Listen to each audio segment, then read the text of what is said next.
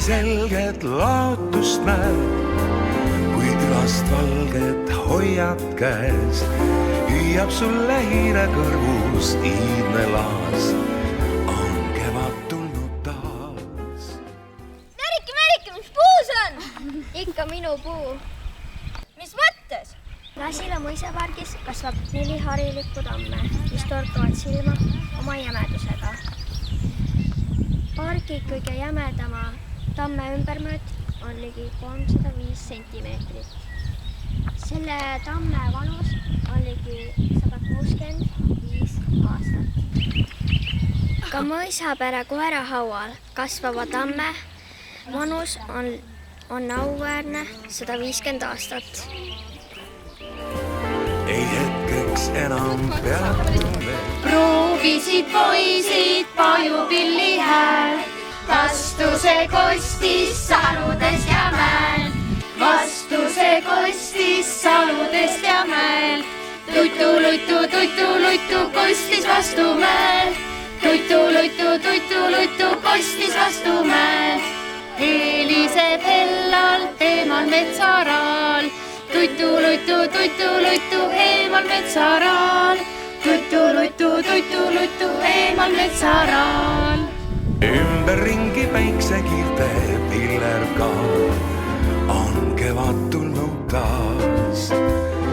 Aianurgas leidnud kase otsas pesa, täpiline kuldnokapaar. Kõige kõrgem puupargis on harilik saar, mille kõrgus on 26 meetrit.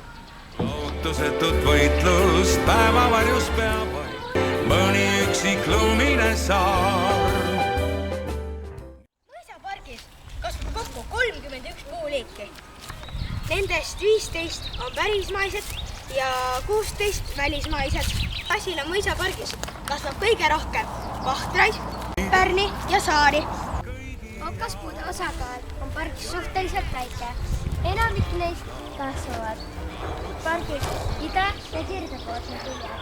Pargi tagapoolsel küljel kasvava hariliku kuuse kõrguseks on 25 meetrit.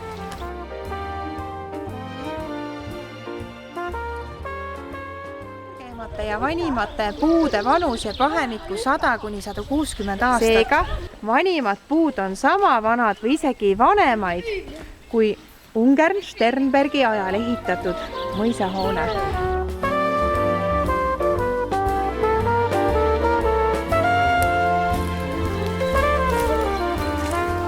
Marleen, tule vaata!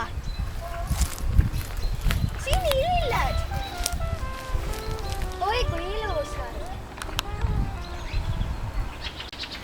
Valgust kõigi jaoks ja talvetusk su kõrvalt kaob.